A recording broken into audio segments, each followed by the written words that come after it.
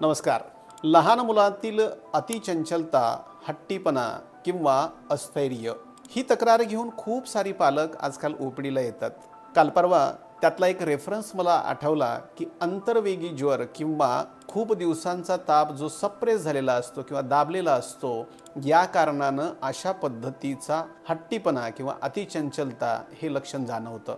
मित्रांनो, एक गोष्ट आठवा की आपण किती वेळा आपल्या लेकराला पॅरासिटामॉल देऊन तापीला सप्रेस केलंय.